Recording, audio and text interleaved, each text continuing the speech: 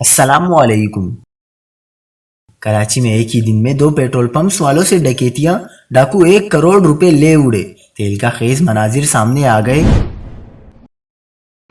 تازہ ترین ویڈیوز کے لیے چینل کو سبسکرائب کر کے بیل آئیکن اور آل نوٹیفیکیشن پر کلک کریں۔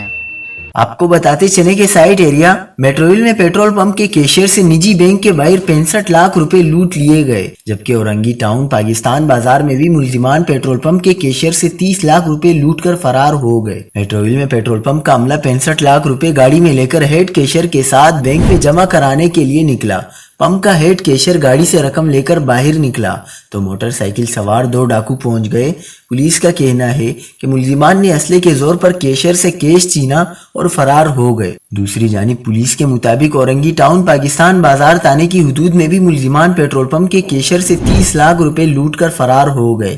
پیٹرول پمپ کا کیشیئر رقم بینک میں جمع کروانے جا رہا تھا اور رقم تھیلیوں میں موجود تھی۔ مزید خبروں کے لیے دیکھتے رہیے حق پاکستان نیوز۔